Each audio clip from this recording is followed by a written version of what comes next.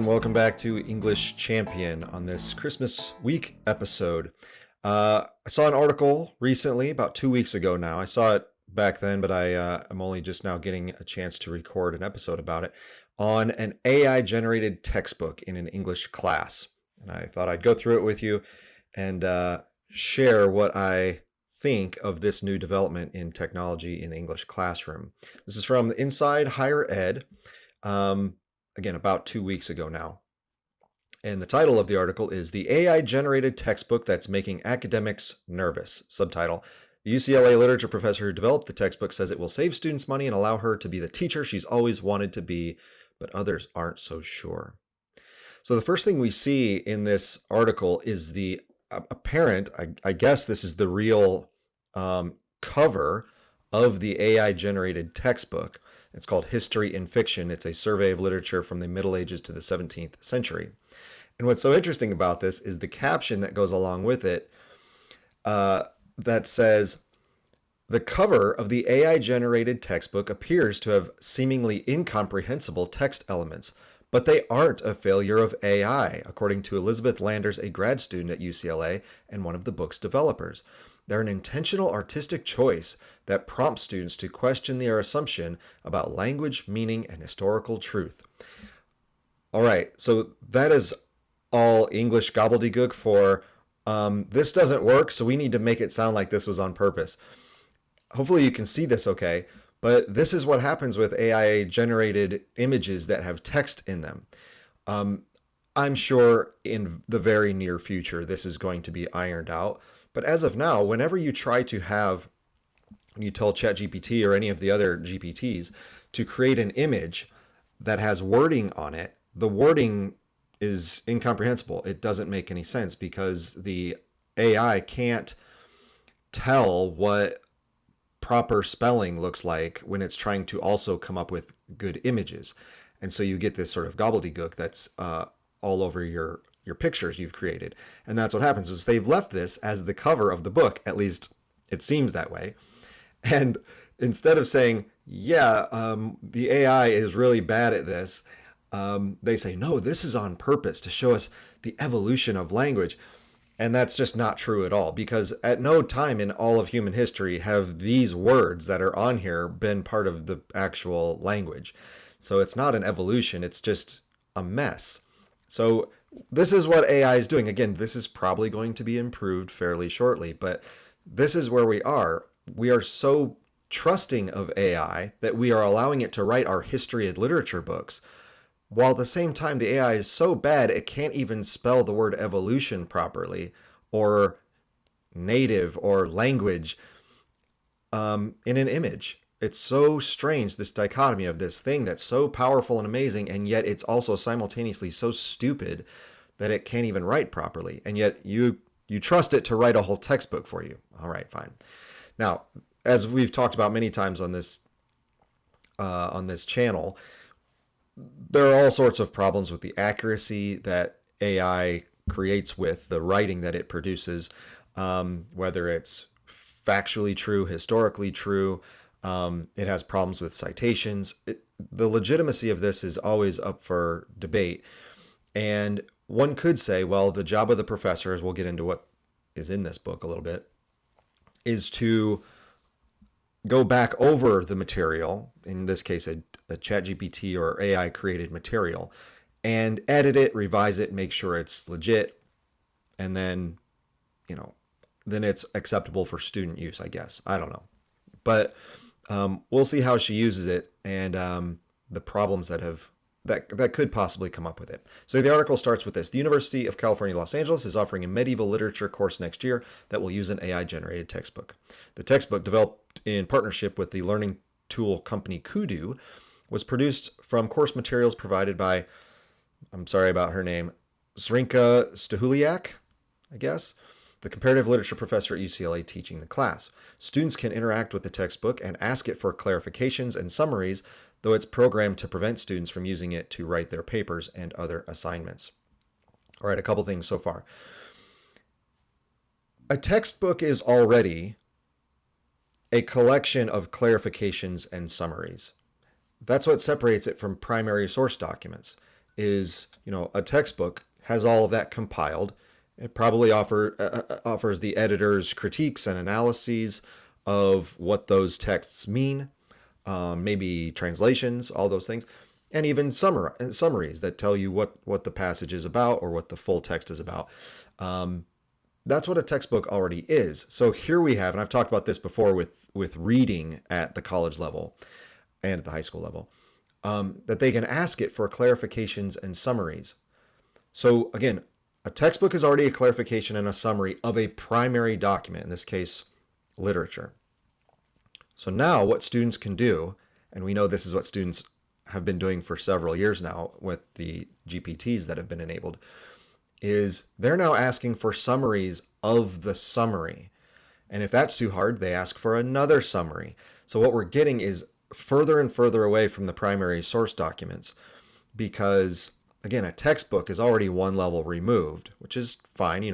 Especially with these old texts, we do need some help. These kids aren't experts. That's partly what the teacher is there for. But from the reading standpoint, it's useful to have these translations and interpretations to help these students understand these sort of foreign texts in some cases. However, again, it's going so far down the list because we've got the source and then a textbook, and now you can get a summary of that. And if that's too difficult, you can just keep getting summaries and clarifications all the way down. And at what point are kids even reading the materials anymore? It's hard to tell. Though it is programmed to prevent students from using it to write their papers. Yeah, but they're just going to use ChatGPT or some other AI platform to write their papers anyway. So students aren't even doing their own writing because you're already giving them the license that they don't need to do their own reading. So why would they do their own writing? So you can put all the safeguards in place that you want with this textbook, but they're going to find another way around it because you're training them that it's okay. I don't need the actual documents. I don't need to read it. I don't need to write about it. So this is what we're instilling in our college students. As opposed to the nearly $200 students were required to spend on traditional texts, including anthologies and primary source documents, for previous versions of the course, the AI-generated text only costs $25. Well, I'm on board with that. I'm all for giving students cheaper options for their books. I don't believe for 1 second that this was normally $200. I actually dug in and looked at what this course entailed. I went to the UCLA website and found the course in the catalog. And I was like, oh, are these some really obscure texts? Because this lady, she works in a very obscure field, from an English standpoint anyway. And I was like, oh, what are these really hard to find? Is that why you need very specialized textbooks, or it's hard to compile because they're hard to track down? Study of selected texts from the Middle Ages to 17th century with emphasis on literary analysis and expository writing. Text may include works by authors such as Chaucer, Dante, Cervantes, Shakespeare, Moliere, etc. These are all very common authors where their work is already online for free. It's free. There's no copyright on any of this stuff because it's very old. So when she says, well, these normally cost $200, like, well, what kind of teacher are you that you're making kids pay $200 for things that are free or that are probably already on hold in your library for free? I don't understand what's happening here. And then why are you charging $25 for it? I know they're working with this other company and that's probably what it's for, but it's like, shouldn't this be free? I don't understand why are you even charging at all. So yeah, $200 for students. Yeah, that's not good teaching. If you're charging your kids $200 for books, especially when those books can be found for free online or in your library already because they're so famous and well distributed. I do like saving money though, so that's good for the kids. Stahuliak said it will save students money and give her and her teaching assistants more time to engage students in deeper, more nuanced discussions about the material. Teaching assistants, plural. All right. However, some are concerned that it's making students brain dead. But the announcement of the course earlier this week was met with hostility from some in the academic community who worry AI-generated textbooks could lead to compromising not only their livelihoods, but the quality of a college education. A professor of English at Ohio State University said, "This is truly bad and makes me wonder if we aren't participating in creating our own replacements at the expense of everyone who cares about teaching and learning." Others characterize the AI-generated textbook as stupid, nonsense, an idea that takes the human out of the humanities. I agree with some of that. When the news release about the course was posted on UCLA's Reddit page on Monday, many users, some of whom alluded to being former and current students at the school, weren't thrilled about the idea either. Sarcastically here, one anonymous user said, "Wow, cool, that's totally worth my tuition money. Not sure I can disagree with college is a scam as much as I used to before." Another said they better offer a huge discount. Another said, "This is disgusting. So glad we're using AI to turn people brain dead." So those are, people are going to be divided on this. That's pretty normal. But not everyone sees the introduction of an AI-generated textbook as a threat. Another Reddit writer said, "I don't care who or what writes the textbook. It's still taught by a human professor and human TAs." Well, again, you're assuming that that book is written properly, that it's written factually and historically accurately. And so while there's a human involved in the teaching, they're going to have to make sure that it aligns with whatever was printed in that textbook. So, yeah, this person might be right, but we're hoping that the textbook is also of high quality. That sentiment is what Stuliak wants critics to understand. She says, "It allows me to be a professor I've never been before, but always wanted to be," she said in an interview with Inside Higher Ed. So what she describes here is going to be very vague, and I'm not sure what she means, as I'm going to explain to you here. This is part of how interviews go. It's you only have so much time and space, and so they can't explain everything. But I'll let you hear what she has to say. But the other thing to think about here is I went and investigated this professor, and she's very accomplished. She's written a number of books. She's published 1 million articles. She's certainly an expert in her field, which is French literature and other comparative English courses. However, I went and looked at her schedule, and I was curious about the students that enroll in this type of class. And turns out this woman, both last spring and in this fall, didn't actually teach any classes. She only does advising, like independent studies for students who are in the comparative lit program, and advising for master's and PhD students. And when I looked at how many she had over those 2 semesters, it was hardly any. So she spent the whole last year, spring and fall, just advising a couple of students on their graduate school work. So this winter, she is teaching this course, and it looks like it's a very full class. But so this is a lady who says, "The kind of teacher I've always wanted to be." Well, you could be that, but you're not. You've chosen to teach classes or hold study hours with students in a one-on-one tutorial scenario instead of teaching classes. So I don't understand how suddenly you want to be a great teacher. You could have been doing this all along. I don't quite know why she hasn't been. But the fact that she also has TAs, so now she also gets tons of help for teaching. So it's do you really actually like teaching classes? Because your experience doesn't really demonstrate that. And then what she's about to say is, well, then I can pawn all of them off on the TAs, and then I can get back to doing my, I guess, AI research. I don't know what she does. So she says, this is her saying, "Instead of students reading a static textbook before class and waiting until class time for clarification from her, the professor, the AI-generated textbook she edited has the capability to guide students through the basics of the course material, which has always been a compilation of difficult-to-access primary sources that aren't contained in any one published work before they arrive for class." Yeah, they may not be in any one work, but I've created classes where I just provide links to all of the materials that I've compiled for them. Again, these are all open source. These are very old documents, so it's all free. Everything's available. I don't know what the problem is here. And she says, to guide students through the basics of the course material. Okay, well, that's called normal teaching. And she said, previously, I would have to lecture all of the stuff that's in the textbook. Why are you lecturing the stuff that's in the textbook? That seems like a waste of time. If you're going to have students read the textbook, then your job as the professor is to expound upon that, or it's to, in literature especially, it's to generate discussion out of whatever the students have been reading.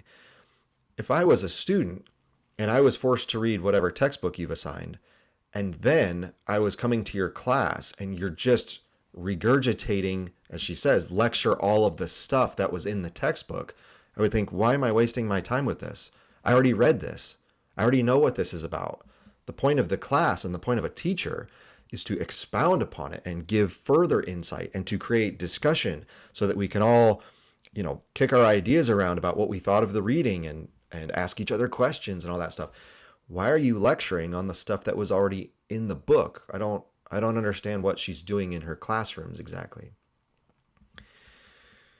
With the introduction of the AI textbook, I have time that I've never had, which is to work with students to actually read, interpret, think, ask questions, pose different answers, argue different answers and possibilities, and hand them over to the TA, she said.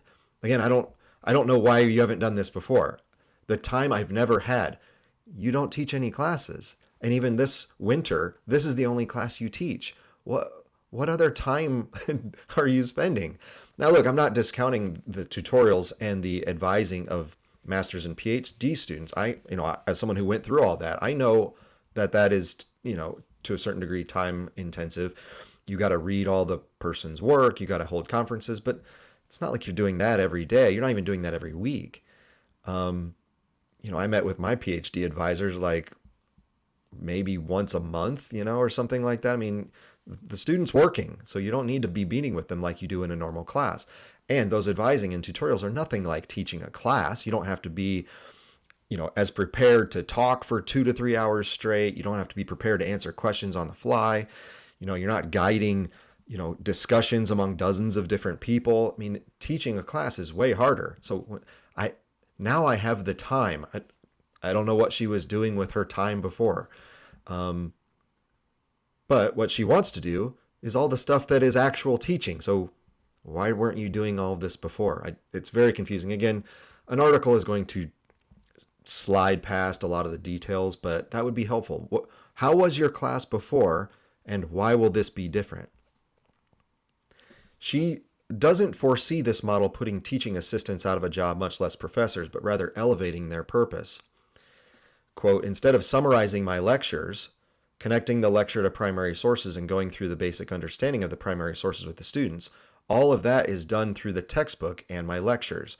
So that doesn't make any sense. I don't know what she said there. I don't know if there's a language problem here. I don't know if the person who wrote this article interpreted it incorrectly. I don't know, because this is just redundant. I don't know what she's saying. She's saying all of that is done through the textbook and my lectures. Well, that's what she was doing before. So how is this any different?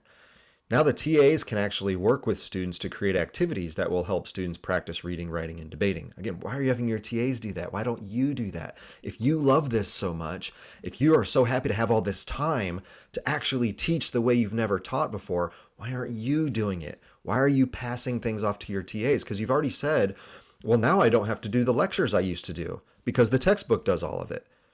Okay? So before, in a class like this, you would have had the students read, and then you would have had to lecture on all of it to make sure they understood it. And then maybe you passed it off to your TAs for some activities or writing assignments or whatever. Okay, fine. That's pretty normal. But now you said the AI textbook does all of that for you. So they have the reading. You don't need to do the lectures now because it's already included in the book. So then what's your role? I don't know what you're doing here as the professor. What's your job? It sounds like the TAs are going to come in and do all the extra stuff. So what do you do? I don't know.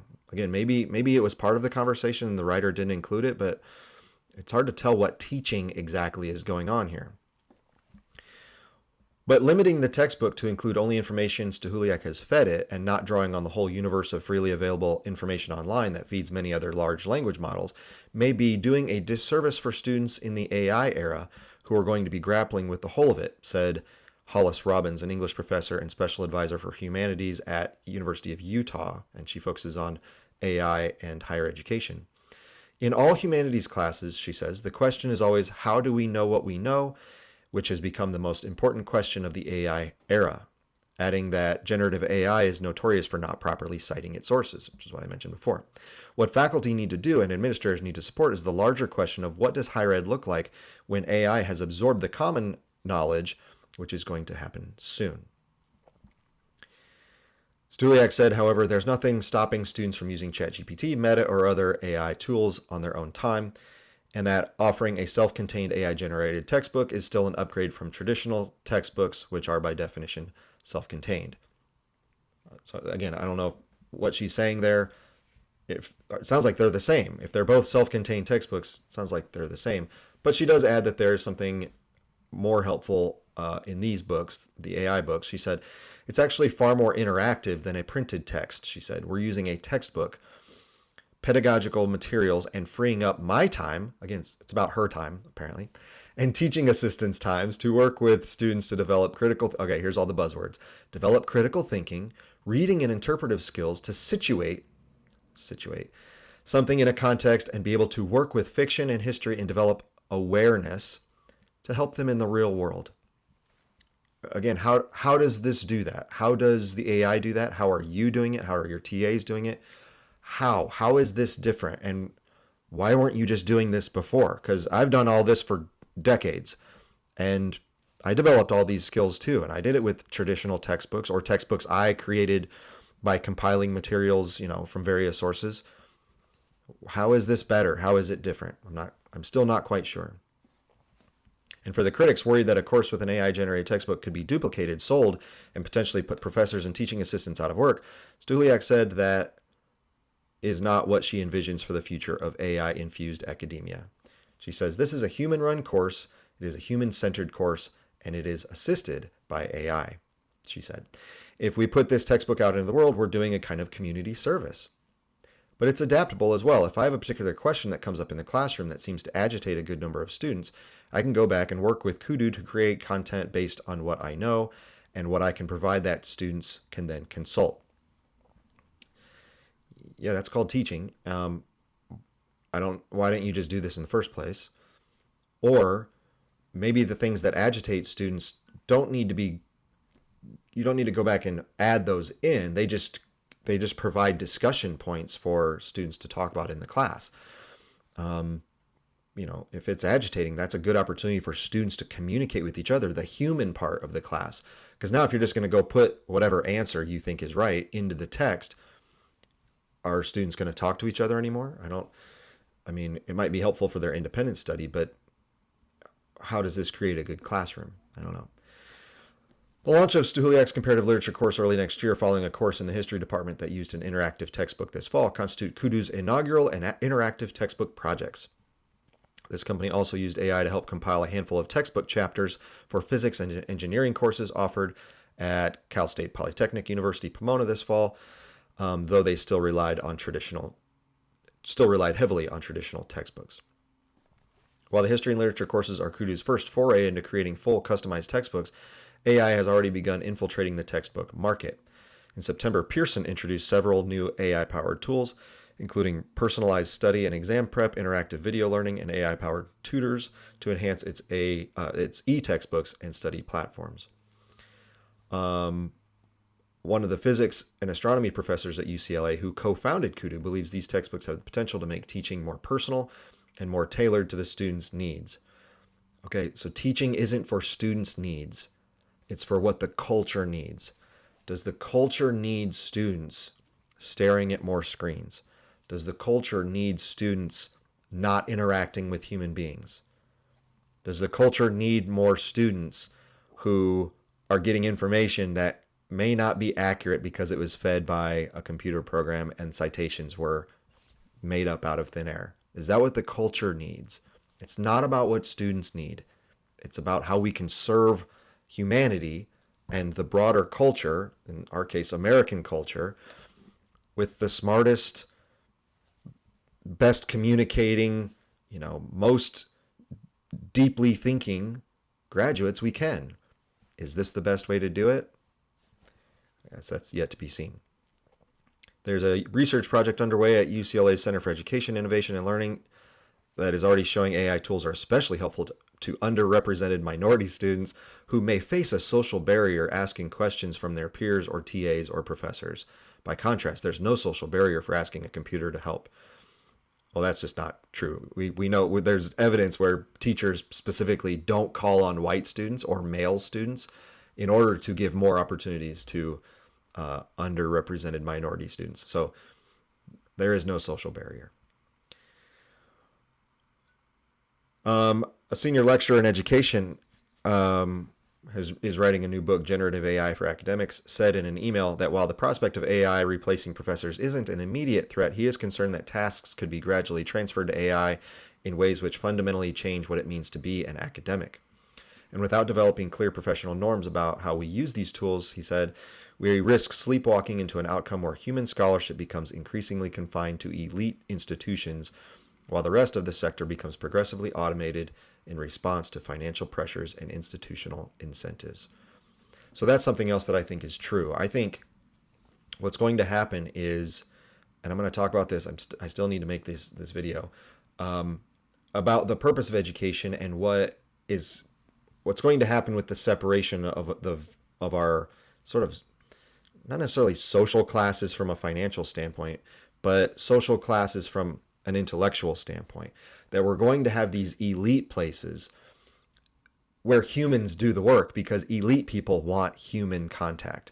Elite people want to go to places where humans play music themselves and compose music, where humans do interesting paintings and other artworks, where humans have conversations about great literature, or philosophy or history or whatever. And elite people are going to segregate themselves and go to where humans still do it. And what's going to happen is all of the tech stuff is going to get just shoved down to people who just want things fast and easy and cheap. And we're going to have this segregation in the culture of, again, elites as opposed to like the regular working class.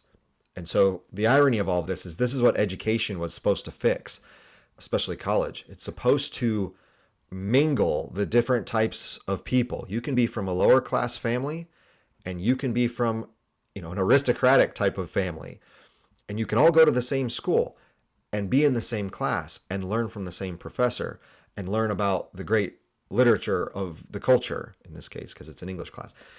And what we're going to do instead is we're going to have some schools are going to incorporate these things, and there aren't going to be professional professors anymore because you don't need them.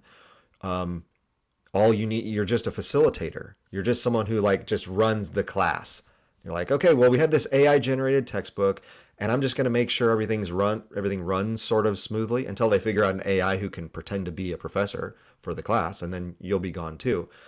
But we have, again, this facilitating mindset of education where the students are just customers. They're just going to buy the AI textbook. They're going to enroll in the AI generated course, and it's just going to be kind of managed by a professor. And in that case, it doesn't even need to be a PhD level person, maybe not even a master's level person anymore. It's just someone who's good with the tech and can kind of answer kids' questions as they come up. There's going to be that school, and there's going to be the school where everyone else goes, yeah, that's not real education. I want human interaction. I want the experience of a human-centered, either a lecture or discussion or presentation of some kind, so that I know I'm having a true relationship experience while I'm learning. I can ask questions to a real person who actually knows my name and cares about me and wants me to, again, be part of this broad culture. That's what's going to happen. And it might be very small, but we're going to create a different class of elites now. And it's going to be those who focus on human stuff because they're going to feel that is more valuable. And everyone else is going to get the cheap stuff. And I'm not saying it's going to be bad. The AI generated materials might be quite good, and it might be enough for you to go get your job wherever you want to work. Okay, that's fine. Again, that's kind of the least That's the lowest common denominator of what higher education was supposed to be. Higher education is going to be that for those who want it, and you're actually creating this giant pool of lower education that is going to be facilitated by the tech. It's so funny. It's the exact opposite of what people think. They think the tech is going to make everyone elite. No, no, no, no. The tech is going to bring everybody to the middle or to the bottom middle, and then there's still going to be the elites because there's always elites who want something different. And that's the way the culture is going to be. That's going to be education in the future.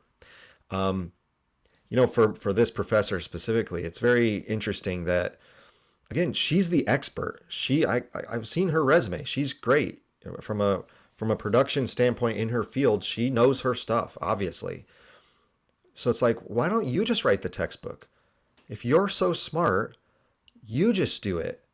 That would be great, because now the students actually get to learn from the expert, and now you're worth the $100,000 that she probably makes for being a professor at a good school like UCLA. Right now, like the one Reddit person said, like, wow, I hope there's a discount, because folks out there, if you want to know why college is so expensive, especially at these really good schools, this is why. This professor doesn't actually teach classes. This is the first class she's going to teach in a while. All her other time is spent tutoring 2 kids who are working on their master's degree. And she, again, probably makes a lot of money. And she probably, is in her office writing her books and writing her articles that no one ever is going to read, because, most people don't care about medieval French literature. And that's what you're paying, a giant salary for. So when you're paying your tuition bills, parents and students out there, just know at these types of institutions, professors aren't actually teaching classes. In this case, she's going to teach one. But then, as she said, she's going to pass the kids off to her TAs. It's like, okay, that's where your money goes. So once people figure this out, they're going to go, yeah, why do I need you? You could have written the textbook. You didn't. You could be teaching the class and running this by yourself. You aren't, because you have the AI and you got your TAs. So why do I need you? So, is the threat of professors losing their jobs as scary as in other fields? Maybe not. There is an institutional and historical traditional element to the university that will still continue for a while. But at some point, yeah, why do we need you? I don't care how many books you've published or how many articles you've written in some obscure journal. At some point, you're just not worth that amount of money anymore, because you're not the one doing the work. And I don't need your expertise anymore because the AI just does it. So what's your value exactly? So people are going to start figuring that out.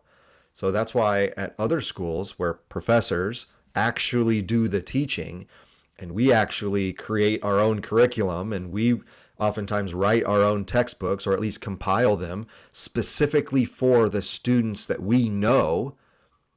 And, I don't just pass them off to some TA. Those are going to become more valuable. And again, it's going to become valuable for those elite students or elite families who want that type of personalized education that wasn't just entered into an AI algorithm. So there's a lot going on here. Is an AI textbook the worst thing in the world? Maybe not, but we have to recognize that there are a lot of problems with that. And how is it getting, they think it's assisting the teaching. I would say, how is this going to get in the way of our ability to teach our students from a human perspective? So I'm curious to know how this course goes for her. I might have to follow up and see, how her students like it. I'll check in on this Reddit page. But there's a lot of problems here. And again, it's devaluing the professor, because now your expertise isn't really needed as much. It's devaluing the student, because now we're just going, yeah, I don't really want to talk to you. Here's an AI program. Just sit at your computer and the AI will tutor you. It'll help you. You just do it. And it devalues all of higher education, because again, it's not a place to go and mingle with and be mentored by true experts who actually care about your development as a human being going out into the adult world. It's just, oh, here's this program, do this, and we'll give you a diploma. Ta-da, now you're ready to be an adult. That's just, it's kind of, I don't know, it's just so sterile and icky. I don't know why we would want education to be that way when it could be so much better. So there's something to think about. Again, this is from Inside Higher Ed about 2 weeks ago, and I'm sure this isn't the first AI-generated textbook we're going to hear about, so we'll have to track it and see how this develops. But that's it for now. Have a pleasant holiday. See you next time.